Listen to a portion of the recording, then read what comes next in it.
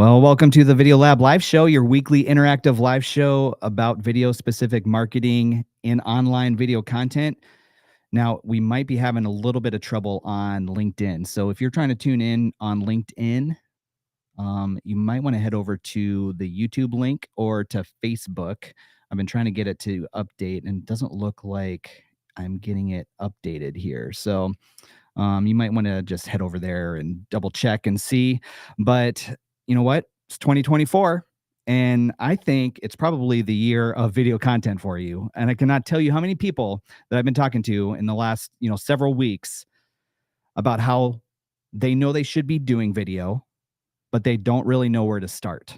So this episode is definitely for you. And this is the perfect way to start out the Video Lab Live Show 2024 spring schedule. Now we're talking about building a video content strategy.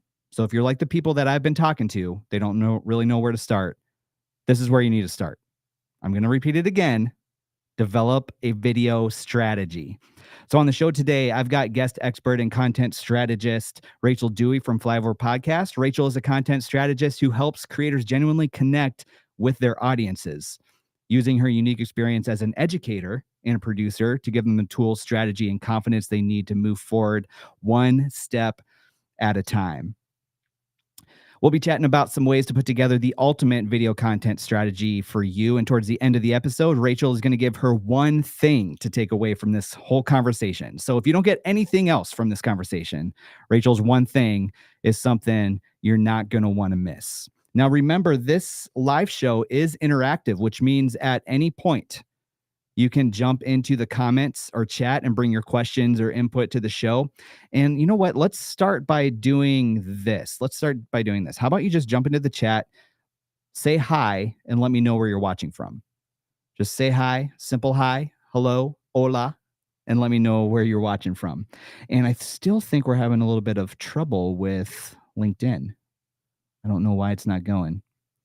So I know if you're watching on LinkedIn and you can't see this, head over to YouTube or Facebook, because I cannot get the LinkedIn stream to come up and it's driving me crazy. LinkedIn, what are you doing? All right. Again, this is interactive. Say hi. Let me know where you're watching from. If you don't know me, my name is Caleb, and I'm a video educator and content creator and founder of the Video Lab Sioux Falls, which is fully video education, kind of like this episode right here. This is video education, fully video production for social media video and online video content on our website video content. Of course, that's online, but also a video studio for content creators that need to make simple, quick turnaround video content. Now, I've been doing small scale freelance video production since 2012 in and around Sioux Falls, but I also have a YouTube channel, which is just my name, and it's very niche camera content. But I work with filmmaking brands from around the world, making video content for them on that channel. Now, I started the Video Lab Live Show as a weekly interactive live show that streams on Facebook, YouTube, and it's supposed to be streaming on LinkedIn, but still nothing on LinkedIn. It's driving me crazy. But this show is to help you harness the power of online video with video-specific marketing tips, tricks, and trends. And I really do hope this show brings you some value and provides things that you can incorporate into your video workflow, like maybe this afternoon. So put these things into practice. Now, again, if you're just joining us, I've got content strategy expert Rachel Dewey in the show. And remember, this is totally interactive. It's a totally interactive live stream. So jump into the chat, say hi, let me know where you're watching from. And maybe add this as well. If you are... Maybe you're thinking about making video content. What's one thing that's holding you back from uploading some videos? What's one thing that's kind of holding you back? All right. As always, I've got a little disclaimer before we get into the conversation and bring Rachel on. These episodes are just to show some possibilities that you have with video content, but that doesn't necessarily mean everything is going to work like magic for you. It really does require a ton of hard work and consistency and strategy, like we're going to be talking about today, and possibly even partnering with professionals like Rachel or myself to get the results that you hope for. And with that being said, if you're in the chat, maybe toss in some clap emojis, and let's bring in Rachel. And this guest intro is sponsored by The Breaks Coffee. Hi, Rachel. Hi. How are you doing? Good. How are you, Caleb? Oh, so good. Thanks so much for being on this episode. Thanks for having me. I think strategy is probably one of the most important things. So I think this is a perfect way to kind of kick off 2024, kick off video content. And I'm happy that you're able to talk about it. Thanks. Well, I'm super honored to be asked. So you have some history in kind of putting together some strategy. Tell us a little bit about Flyover Podcast. Yeah. So Flyover Podcast started last fall, 2023. But it really came out of an experience that I had producing a weekly podcast and radio show for 4 years. So growing it from a small, like 200 listens a week episode to 70,000 listeners per week and airing across 13 states. So, excellent. But it was content strategy that I think really made an impact and got us there. What was your favorite part about doing that? Oh gosh. It's hard to pick one. Yeah. I would say like the different guests and topics, especially when there was something that, I might pitch and thought would be really good for the audience. And then when it played and it did resonate, like having that feeling of like, yeah, we got it right. Like we spoke to what people needed. Yeah. Like that. I don't know. It just feels good. It feels like you're making an impact. Yeah. It's kind of like reassurance. Oh, maybe I'm doing the right thing. It's just kind of actually helping somebody. Yeah. Yeah. That's excellent. What was your least favorite part about it? Oh, it's a grind sometimes. Like every week doing a show, like having to come up with content and come up with ideas, like it can be a lot. Did you ever find yourself like how am I gonna come up with like questions, or how am I gonna come up with? Do you find yourself there sometimes? Yeah, sometimes, especially if it was like a guest outside of my wheelhouse. Like I'm not a big football person, so like when there was like an NFL player that would be on. It was always really interesting to hear what they had to say, but like knowing what to ask in the first place was a little bit harder. Do a little research. Yes, definitely. NFL research. Yeah, stalk their Instagram. Look at their Wikipedia page. Nice. Yeah, that's excellent. Now before that, you were like teaching, right? So I love how this like combo kind of goes together, because now you can take that experience that you have teaching and put it into this. Like how does that work for you? Like kind of those two elements. Yeah. I mean, I would say it's totally that education background that makes me enjoy content strategy, and like it's really where I developed those skills. It's not ever where I saw myself going. Yeah. I knew I loved podcasts, but then getting to use that. So, I mean, it's similar. It's not as formal as a curriculum, but it's similar. Like, where you want people to go, and then thinking about how you're going to get them there and what are the pieces along the way. That's a good point. I never thought of it like almost like a curriculum. Yeah. I like that. I mean, that sounds really formal and a little stuffy, but that's not a word that I would necessarily use. Yeah. Let's come down. Let's create some curriculum. Yeah. Oh man. Fortunately, no grades. For you or them. Yeah, and you don't have to like read papers, or do you? You probably have to read some like sometimes I do behind the scenes things. Huh? Yeah. Okay. So you also are at MJM, right? MJM. Tell us a little bit about what you do there. Yeah. So I work as a writer and content strategist for Matt Jensen Marketing. We do ophthalmology marketing primarily. So I spend a lot of my days writing about cataracts, learning about them, helping practices figure out how to communicate to patients, but also to other doctors. So it's fascinating, learn a lot, write about things I don't always understand, but always try to. And so talk about a niche topic right there. Cataracts. Totally. Wow. Yeah. Okay. Well, I am still not getting this on LinkedIn, Rachel. This is driving me crazy. LinkedIn as a platform is driving me crazy today. No, that's why you need multiple platforms. You never know what's going to happen with one. So hopefully you found your way. If you are trying to watch on LinkedIn, hopefully you found your way over to YouTube or Facebook. I wonder if I should just put something on LinkedIn real quick. Yeah. I might do that. This is not exhilarating video right here, Rachel, but I think I need to put something on LinkedIn just to... Yeah. I mean, I feel like that's part of like live streaming though. Like that's part of the process is like things are going to come up that are unexpected, and then you roll with it and figure out how to get people to where Good they word. Need to go. Thanks for that support. Yeah. I do appreciate it. Hold on.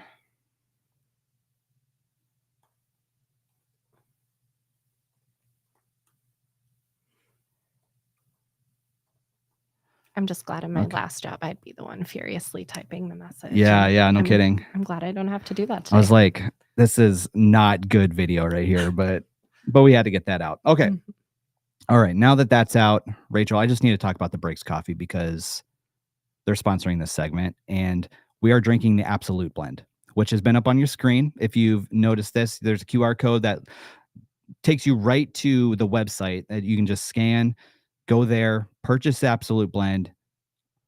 Honestly, it's probably my favorite coffee right now. So if you the Breaks is on a winter break right now. So the Breaks coffee is on a winter break for this week. So you can't actually go into the shop this week, but you can order online at the breakscoffeeroasting.com. Thank you, Breaks, for sponsoring this segment. And Rachel, you know what? I'm going to punch these cameras in. You ready? Now, this is serious. All right. We are serious now because I just punched those cameras in. This is a conversation. And I can't believe how red I look too. It's like I got a sunburn.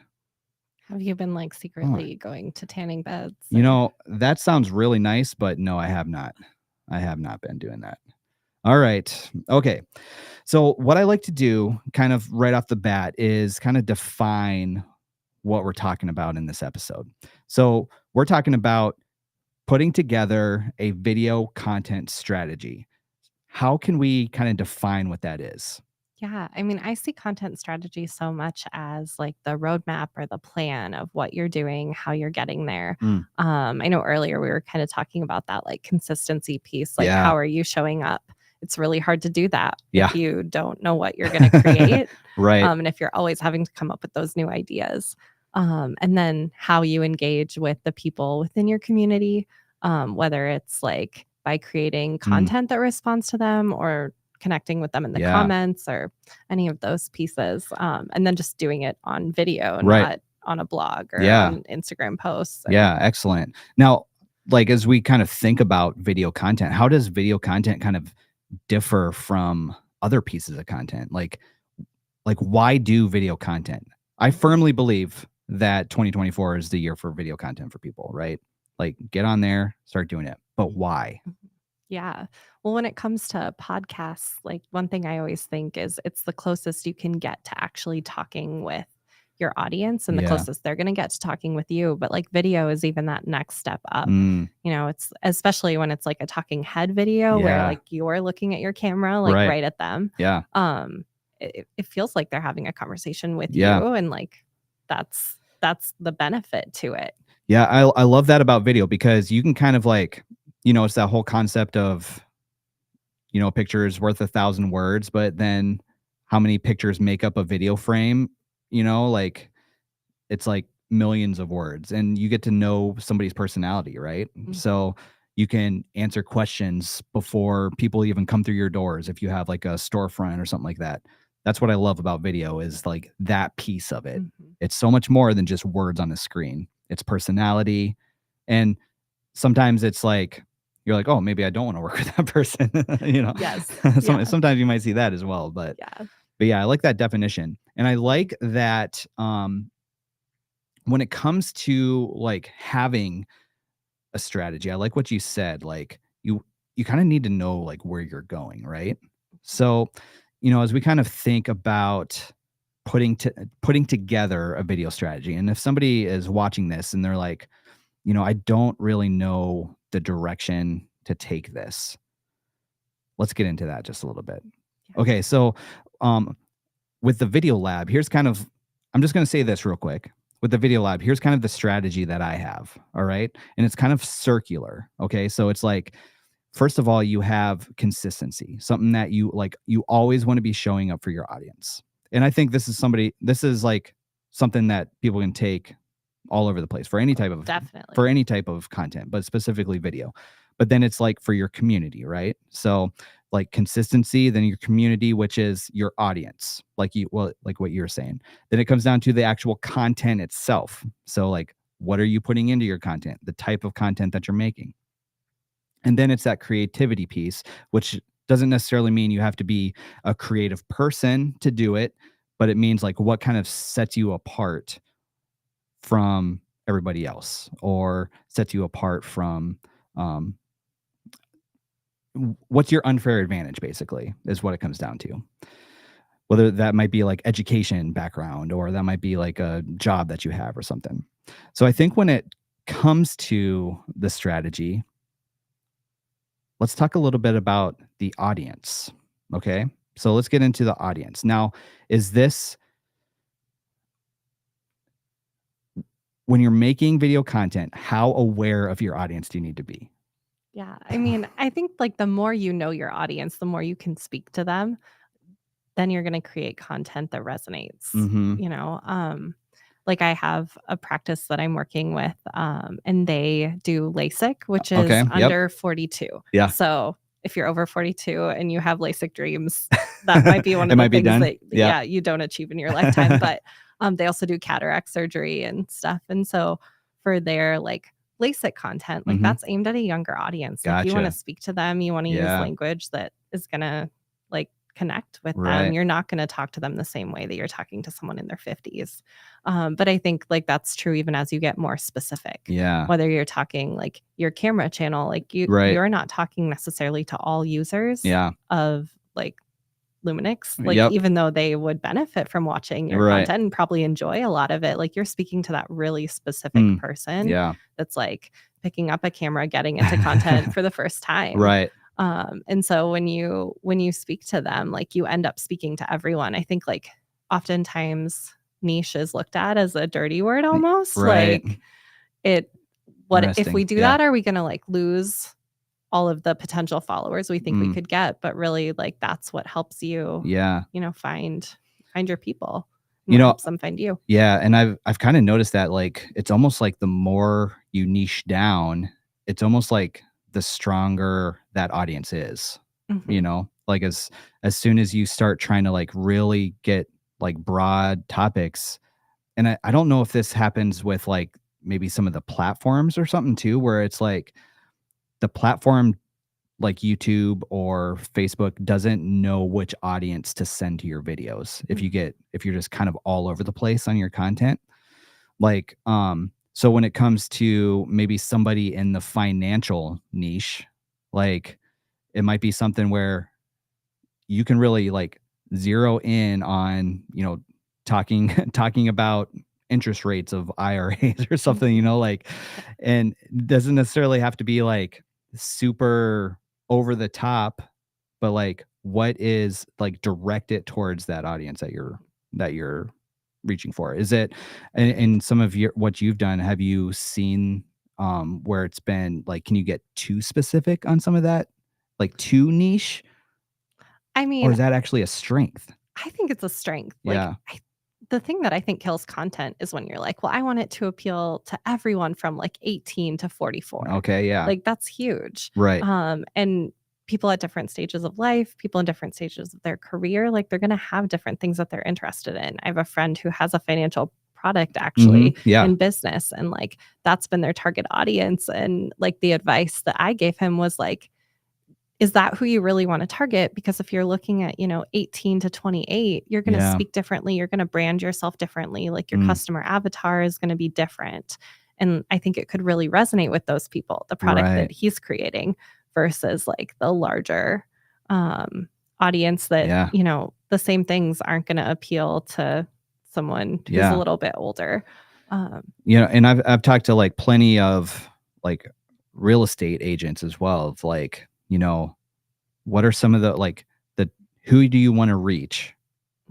Like there's so many articles of like why our town is like one of the best places to live in the United States, like take those.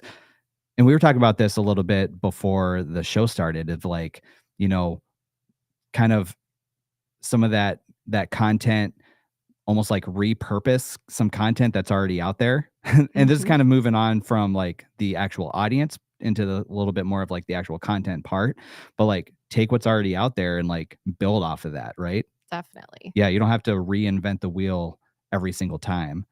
Yeah. Have you experienced that in some of the content that you've made of like, it's not necessarily like creating something original every single time? Oh yeah, for sure. Well, and especially when like with podcasts, for instance, like a lot of times the guests that you have, like they'll be doing quite a few different shows Right. and they're talking about whatever they're promoting and their expertise.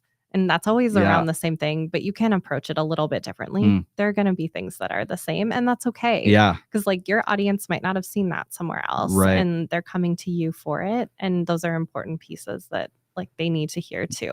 Yeah. And I think that kind of paralyzes us a little bit when it comes to content. It's like, oh, well, that might have already been said. And, especially if you have that target audience, right? That might have already been said in that audience. Like sometimes that makes a shutdown and be like, okay, I don't think I should do that. But you're saying it's okay. It's okay to do that. Yeah. There's a great book that that's out there. It's called Steal Like an Artist. And it's one of the books like I promote like all the time, because it's like we all have these different influences. And this comes from like an art perspective, right? But I think you can apply it to any type of just online content in general. But like we all have these different influences, like use those influences and build off of them. And like, yes, you're not going to copy things word for word. Like we all know that's wrong. Don't do that. Don't copy it word for word, but you can take these ideas, these concepts, thoughts, lists, whatever, and like build off of those for your own video content. Yeah. Go ahead. Oh, I was just going to say that's huge in teaching too. Yeah. Oh, yeah. Like that's where I learned to do that, because you're having to create so much, like anything that you can reuse from someone else and adjust to fit like your age of students or your classroom or their interests. Like then you're saving yourself time, but like you're meeting their needs. And that's really what it's about. Like with the content that you're creating, like you want to meet the needs of your audience. Yeah. And I think you can do that best when you know them well. Yeah, that's excellent. That's an excellent point. Like high value. Yes. And that's the importance of like the audience too, right? Like you want to give them that high value stuff. Yes. Yeah. The best advice I ever got around content strategy was about developing your avatar. Oh, okay. Yeah. Explain that a little bit. Yeah. So like your avatar, like the person who you're speaking to, kind of like that, can you get to specific question? Yeah. The advice that I got was like, think so much about that person that you know what kind of car they drive. Oh, yeah. You know what they order at the coffee shop. All right. Like, and like write the profile for who that person is and include those things. Yeah. And it just makes them become more real. Right. And it makes your content better. It makes you like when you're passionate about who that person is, what they're struggling with, what they need to know. Like, excellent. You're going to develop content that matters. Yeah. You're going to develop content that has an impact. That's cool. So take notes. If you're watching this, take notes. Develop your avatar. Get to know what they drink at the coffee shop. Yeah. Because that's just going to help you with that strategy to develop that content, that video content directed towards that person. Yes. Yeah. Like it sounds silly. Like, why would I need to think about that? But when you know them that well, then like the content that you make, the videos that you create, they're going to land.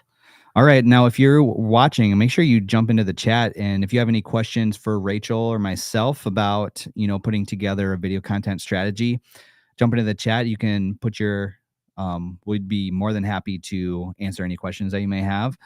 So if you have any questions about video content strategy, jump in there and we'll answer those. And you know what? I still don't have LinkedIn, Rachel. LinkedIn. My goodness. It's a Monday. I know. Oh my goodness. LinkedIn. I might have to just totally drop that platform. I don't know. Okay. That's a hot take for 2024. Drop LinkedIn. Don't take my word for it. Okay. Now, one of the things that I think is important when you're actually putting together your content strategy is maybe like the platforms that you want to put your videos onto. Do you have any insight into like the types of platforms that are out there? So we have right now I'm streaming to YouTube, Facebook. You don't have to do live streams, right? But it is a trend in 2024. You might want to explore it. LinkedIn, you can do all that. I mean, really anywhere. Instagram, you can put video content on. Do you have any recommendations or like, what's the best platform? Yeah. I mean, also TikTok. Oh my goodness. Yeah. Video Lab should be there. Should it? I don't know. I mean, I'm questioning a lot of things right now about some of the Video Lab content, Yeah. especially on LinkedIn. Well, I do think like TikTok their algorithm is better in terms of getting your videos out to the people that you want them to go to. Uh-huh. I know a lot of people have been struggling with Instagram and feeling like their content isn't getting shown. Yep. And that's just not the same way on TikTok. Like it is a little bit easier to find. Yeah. Virality is a little easier on TikTok when it comes down to it. Yep. Yeah. That doesn't always translate to follows. Right. Totally. But like getting your content in front of people's eyes and like getting them to see you in the first place. Interesting. And I think like so many people go to TikTok to learn. Right. Like especially like Gen Z. And I would say even younger millennials. Like it's more common to go to TikTok and search like, how do I do this thing than to go to Google? Like, how do I start an investment account? Whoa. There are TikTok videos about that. Like, what do I need to know about buying a house for the first time? Yeah. Or like things like that. Like, do you know some of the things that like the video limits on TikTok? Do you know like how long it is? Well, they've changed it. So you can make longer videos now up to like 10 minutes. So you can put some longer stuff on there. Yeah. Interesting. It still favors the shorter stuff. Yeah. But like all of your reels for Video Lab, yeah, they could go on TikTok. Yeah, they definitely could. And that would be great. Maybe I should explore that a little bit. Yeah. Otherwise, though, to like really answer your question and not just talk about TikTok, I would say like your best platforms are the ones that you've developed the most. Okay. Where your audience is, like where they're engaged. So it might be different for different people. Okay. Like maybe you have a huge Facebook following and they're commenting and they're watching stuff like that. Even though that's maybe not the hot platform for you, it might be the best. And then you can always like try to get people to migrate over, but that's like extra clicks, extra steps. Like, I don't know. I think like using what you have and then starting new things, but like create content for the platforms that you have first and then post it other places would be my advice. Okay. Well, we have Downtown Sioux Falls. They asked a question. Does TikTok target to an overall younger demographic? You talked about this a little bit. So do you want to go into that just a little bit more? Yeah. I mean, I think it does. More people who are older are signing up for TikTok. Yeah. So it's not just Gen Z. It's not just millennials, but I think it definitely skews that way still. Yeah. So your content probably would generally at least be more successful if it's targeted towards someone who's more of a beginner. Okay. In your field versus like the really advanced, like experienced people, whether that's in terms of like teaching or real estate or banking or videos. But I think like there's space available for even kind of the more in-depth, deeper stuff. Okay. All right. I like that. Thanks, Downtown Sioux Falls, for the question. That's a good question. I'm not going to lie. I'm a big proponent of YouTube. I think by far, hands down, it's the best platform out there, especially for video. Because I mean that it is a video platform. True. Yeah. Okay. But the thing about TikTok. Yeah. Let's go. We could have just called this TikTok. Yeah. The ultimate TikTok strategy. But the thing that I love about TikTok when it comes to videos is like you can respond to comments with a video and it like links it at the top so people can click and they can watch your original video. So they get to see the whole context of the conversation. So I see what you're saying. Especially when you're like that is making good for videos that build. Yeah. And like have skills or ideas that build upon videos before that. Like it threads them together and links them together in a way that's easy to find. So you could almost, sorry to interrupt. But I just got excited. Yeah. So you could have like a pillar piece of content, right?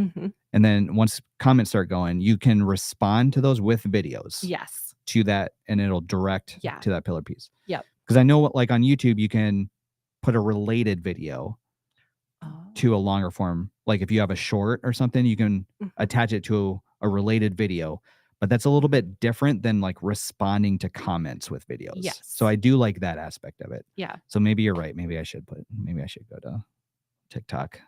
The ultimate TikTok strategy by Rachel. Yeah. Okay. So I do think the platform does play an important part. Like if you are doing some longer form content, you might want to put those on YouTube. TikTok sounds like a place. I think the algorithm wise, like YouTube is going to find an audience for your videos. I'm not totally sure how the TikTok algorithm works, but there is a higher virality score, like you were saying. So it is a little bit easier for for your video to show up somewhere and for people to like attach to it. Mhm. Okay, so we talked about the platforms just a little bit. Like we're already at like a half hour in. Isn't that crazy? Oh, wow. So I'm gonna keep this conversation going. Yeah. So we talked about the audience, we talked about the platforms. Let's talk a little bit about, and we've touched on this, but let's talk a little bit about the purpose of your content. So I think that kind of plays into like the actual, like the videos themselves. Like what is the purpose and how does purpose play into like a video content strategy? Yeah. I mean, I think a huge part of that is like where in your funnel does it fit? Like Okay. that's one piece of it at least. And then the other piece of it is like what value is it providing to your audience? And you kind of need both together. Yeah. So if you're creating content that's going to draw someone in initially and like get them interested in the rest of your content, like that's going to be a little bit different than like, Right. this is my paid course. Like this is what I'm Gotcha. including. The thing that I would say, like the advice that I give clients is your best pieces of content, like they shouldn't all be paywalled. You Yeah. need to provide high value content even in the initial stages. Yeah. That's what's going to get people coming back to you. And like creators who block off their best content, like it just becomes really salesy. Yeah, And that's right. not authentic. Yeah, That's not that's true. genuine. Yeah. And it's going to end up turning people off and make it harder to like actually get people to the content that you're wanting to provide to make your income off of. So you're saying like free stuff. Yeah. Free stuff. Free stuff. Like I'm a huge proponent of free stuff. I mean, this whole show revolves around that. Like free information. So I like that you said that. And I like that that should be a part of your strategy. Like not everything has to be a sale. It can be like top of funnel stuff. So when you talk about your sales funnel, right? Like this could be like you can make content. Some of this content can just be like just creating awareness. I like that. Yeah. So the purpose. So think about the purpose. Think about your target. Think about who your audience, who you're talking to. Think about the platform that you want to put it on. Some different things, and I'll have more stuff about platforms through the video lab that you can check out. But then also the purpose of your content, providing value, and I love that. It doesn't always have to be a sales, like a car sales commercial, right? Oh, You know, yeah. we think of that traditional like used car sales commercial where it's like things just popping up on the screen all the time, like buy this, you know, it's only this price. You're saying it doesn't have to be like all salesy. Yeah. I mean, I would say it definitely shouldn't be all Yeah. salesy. Like nothing makes people click out of a YouTube video faster That's than an when instant it's like, scroll, right? yeah, Instant scroll. yeah, when it's all the sales pitch. Yeah. Yeah. Okay. Well, and that's where I think of like, even with teaching, like so much of it is looking at like, where do you want your students to be at the end? Like, where do you want your audience to be at the end? Like, and what are the pieces that they need to know to get there? Yeah. Like, eventually when they like walk So away good. from your content, whether it's because they've consumed everything that you've made and they're waiting for, you know, tomorrow's video or next week's video, Yep. like what should they be able to do? Like, how should it change them and what they're doing professionally? How should it build their confidence in what they're like exploring personally? Like all of those pieces, I think you can make a huge impact on the people who are following you. Yeah. And that makes them loyal to your content too. So Right. it does end up benefiting you in the end. Yeah. Like it might take a little longer to get there. Right, It might right. not be as direct, Yep. but I think like we've all probably had someone whose content has influenced us. Like I Right, can yeah. think of who those people are for me. Yeah. Right. And whether or not I'm still in the same stage of life, like Yeah. I'm still engaging with what they do because of how it's influenced me in the past. Excellent. Yeah. That's a good word. So. I like that. Okay. Do you have any idea on like, as we kind of build a strategy, how many videos do we have to have? Like, is there like, this is kind of a loaded question. I understand that, but like, how often do we have to post? How often do we have to upload? How many videos do we have to make? Since we're not getting these in the, you know, in the chat, I'm going to bring them up. Yeah. Like how many videos? Yeah. Is there an answer for that? I mean, there are a lot of answers for that. Every day, every week, whatever. I think consistency is key though, like showing up on a regular basis. Right. Partly because fortunately or unfortunately, the algorithm favors that. Yeah. But also I think when you are creating content, like people will come back to your channel knowing that there's more versus like when it's sporadic or when you take long breaks regularly, like they don't necessarily know that there's going to be more coming. So they're not as likely to, come back and check out your YouTube page. So I think it's like algorithm, but it's also like human, like expectations. Yeah, right. That makes sense. That kind of play into that. Obviously, like more frequent is ideal. Right. But ultimately, I think you have to do whatever's sustainable for you. Like there's nothing worse than you don't want to burn out. Yeah, making a huge content plan and then not being able to execute it because life gets in the way or like your day-to-day stuff with your business gets busy. But also like content doesn't have to be something that takes a huge amount of time to produce or create. And like I don't love being in front of the camera. It's not my favorite thing. Like, wait, you don't like this right now? I know. What? Yeah. Usually I'm a behind the scenes person. But as I've started to make some of my own video content, like the thing that's helped me kind of get over that is to give myself a time limit that's actually like fairly short so that I can only do 1 or 2 takes. Yeah. And to be able to say like, this might not be perfect. There might be more editing that I could do, but I'm just going to post it. And I think especially when you're getting comfortable doing it at first, like you can share it in low stakes ways. You don't have to go like all out the first time. So like what that looked like for me was like sharing things on my Insta story on like my private account where it's people that I know who theoretically love me. At least like they follow me. But sharing it there to start to get more comfortable with it.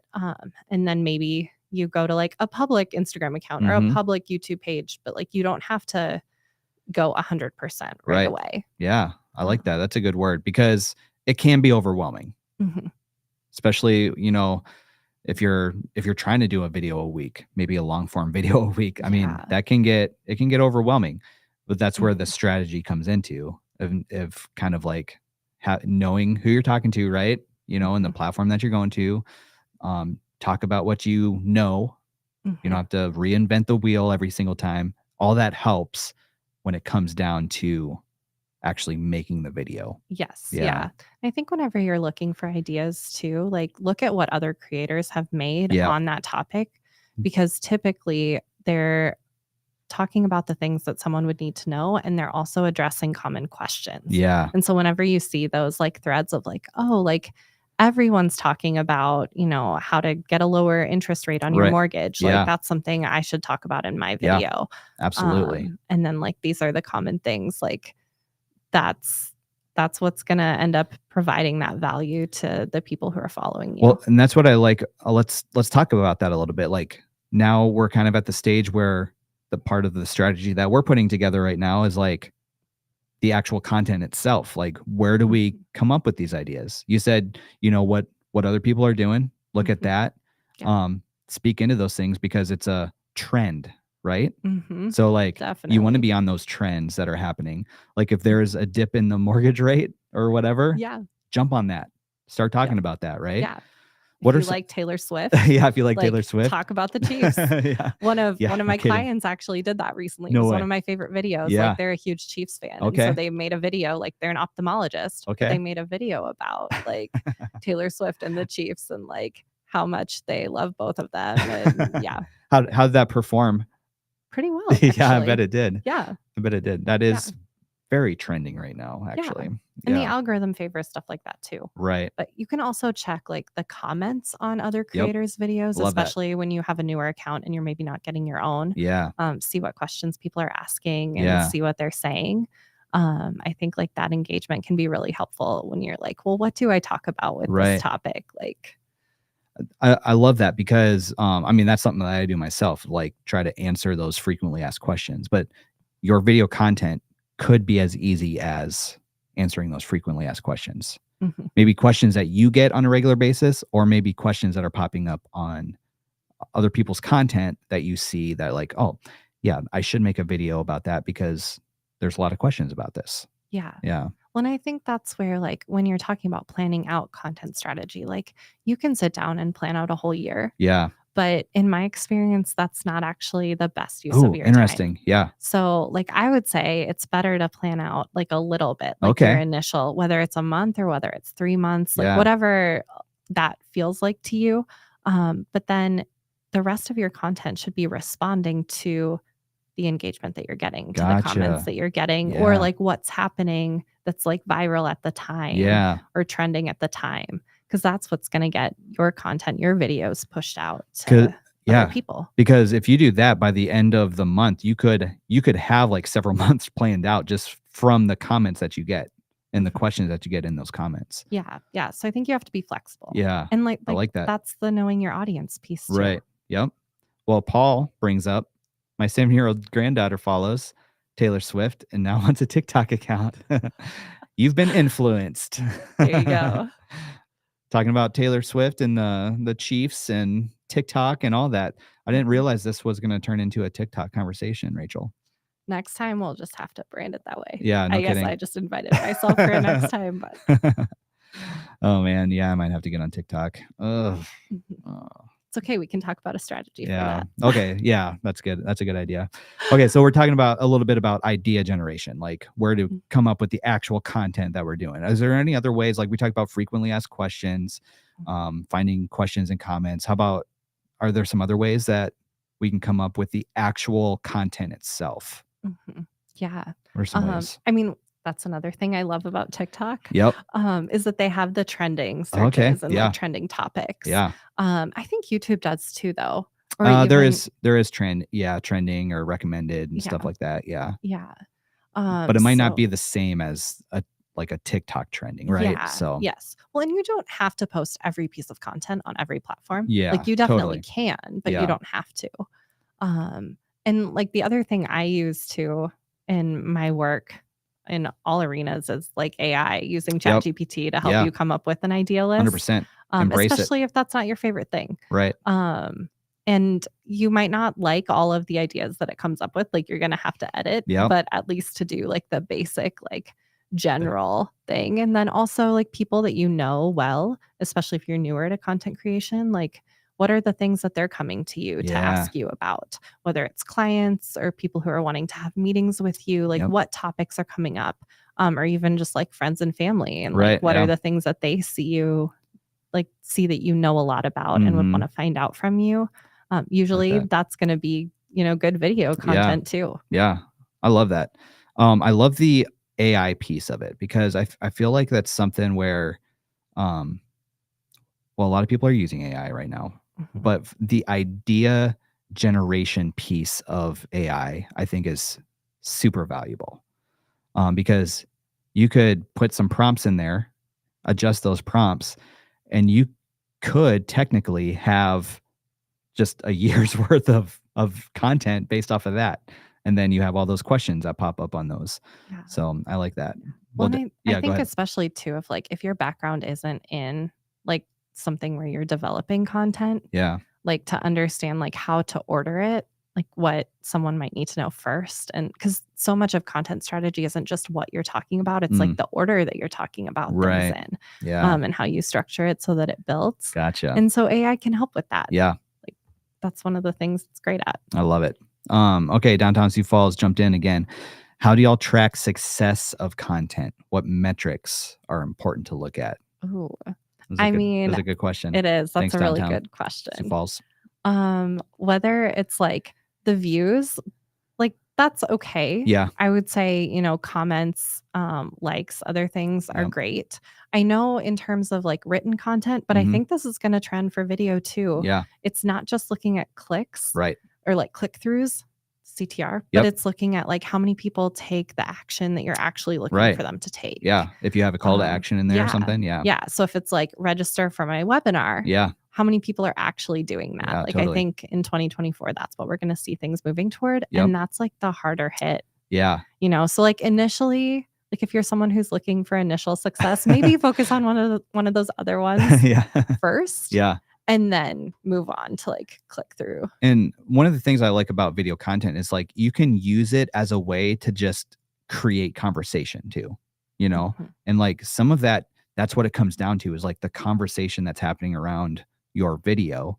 like that's one measure of success. It's a simple measure of success when it comes to your video, but like what are people saying? Like, are you interacting with those people that are in the comments? Like, it's not just them, like you jump into that conversation as well. Like for, my YouTube videos for, some of this camera content, like I will, I invite people to get into the comments and chat, and I basically say, let's get a conversation started down there. And so like that part of it is important to me. Like I want to have that conversation. I want that community to build. And that's a good way to kind of measure success, is just the interaction. And yes, I mean, if they go and download my free color pack or whatever, that's fantastic, but that's not necessarily what it's all about. It's about kind of having that conversation. So I like that. Yeah. That's the human piece that makes you more successful in the long run too. Yeah, I like that. Adam V brings up, do you guys use Hey Gen? I have not used Hey Gen. No, I feel like I'm behind now. Yeah. Basically creates an avatar of someone, including their voice. I've already used this and it's scary amazing. Adam V, thanks for that word. That's a good note. I might have to look into that. I appreciate that. Hey Gen. Adam recommends it to create your avatar. So that's one of the things we talked about, right? Your audience. We talked about kind of the different platforms to put it on, maybe the purpose of your content. And we talked about how many videos you need. I don't think we've ever really answered it because it's like, it varies, right? Yeah. Like if you're doing long form content, what I would say is like a minimum of one per week. Yeah. If you can have, because here, let me say this. Okay. When it comes to actually having your video content and kind of growing that influence that you may be seeking or whatever it is for your brand, you may want to look at like 50 to 100 videos before things like really start taking off for you. Like 50 to 100, that's a lot. That's like a year. You're like a year or 2 years in. Yeah. Yeah. By the time, I think that's you got to be in for the long game. Yeah. And that's a piece that most people don't think when they first start. Yeah. And especially like when you see creators who have big followings, like you're missing the runway. Yeah. Yeah. All of the lead up. And like it's that way in podcasts too. Like you have to commit to like playing the long game almost, because you have to establish that credibility over time and that consistency over time. And like it builds slowly until maybe all of a sudden it'll go fast. But it's definitely not an instant reward thing. That consistency piece, like I cannot emphasize that consistency piece enough. Like consistency over almost everything else. Like it doesn't even have to be like amazing quality video, but like always show up, right? They might like you said earlier, they might be expecting it. Your viewers might be like, they might be into your content and they want to see, I'm going back to my YouTube channel, but sometimes when I see the dips, it's when I take like a month off or something, And so then I have to like build back up. And it's because like I wasn't posting for a little bit. So that consistency went down and now I have to work to get back up. So if you can just kind of keep that consistency going on a regular basis over everything else. Yeah, really. Definitely. Good audio and consistency. Yes. Those two things, and your video content. Yes. And I think you hit on it too. Like the longer form your content is, the less frequently you need to post, like that once a week minimum. The shorter your content is. Like if you are primarily doing like TikToks, reels, like 1 minute to 3 minute video, like then you should be posting every day, or some people would argue multiple times a day. That sounds exhausting, Rachel. I know. It is. That's yeah. But it's a lot. But commit to it and give it time, right? Yeah. Give it time. Yep. Yeah. Okay. And you can make it sustainable too. Like one of the things is your like main like content idea, and then the other videos that you make that day are responding to comments. Yeah, so I like that. You don't have to have everything planned out. Right. Yeah, that's great. Okay. And we also talked a little bit about idea generation. So we have put together a video content strategy. But what it comes down to is like you and your audience and your niche or your purpose or whatever that is. Now that's the piece that you fill in, I feel like. Yeah. Okay. Definitely. Well, Rachel, I think we've come to a time where we've had a good conversation. There's been a lot in here. It's kind of been all over the place, which is totally fine. There's been some great questions in the chat, but I think it's time now for your one thing. So if if somebody's watching this, they don't get anything else from this whole conversation, what's one thing that you would want to share? Yeah, I think like the thing that I've been learning the most when it comes to content creation and content strategy is that it's better to make something that's 80% of the way there Oh, yeah. than to try to Okay. shoot for 100% and not start in the first Oh, place. all right. So whatever you do, whether it's video, whether it's writing, I mean, probably most people watching here, it's video, but like shoot for the 80%. Okay. Like if it's 80% edited, if it's 80%, of what you want to include in Yep. terms of content, like just hit post Yeah. on that versus like leaving it in your editing queue, waiting for later. And I guess like for me, it's been creating content that's taught me that, but also like rock climbing and things Oh, outside of yeah. it. Like Okay. I That's started cool. rock climbing almost a year ago, and like everybody sucks when they start. Like you're not good, but like you just have to keep showing up. And I Yeah. think that like 80% rather than 100%, like it lets you keep showing up, and Like that. eventually you will get better. Yeah. And like eventually you'll get to the point where like you are hitting that 100% Right. most of the time. Yeah. And it's easier to get there. And so like just start. So are you saying like your video content doesn't have to be perfect? I know, it's wild. It doesn't. And like for me at least, when I let myself off the hook for that, like I Yeah. can do a lot more than when I'm like stuck on getting Yeah. it perfect. Like that's when things stay in my drafts. That's I I right. should probably go through my drafts. Yeah. But You might have a lot of content in there. I don't know. probably. So you're saying that things don't have to be perfect. It's like get it 80% of the way there and go Mhm. for it. Yep. I like that a lot. Yeah. And that is definitely something that I've done with my content. Is like, you know what? It's not perfect, but I'm going to put it out because I want to show up, Mhm. you know? Yeah. I love that. Oh, Paul jumped in here. Love Caleb's channel, and I'm a subscriber. Thanks, Paul, for being a subscriber on my channel. He helped me decide to buy the Panasonic S5 2X. Fantastic. That's a great camera. I'm actually, Mhm.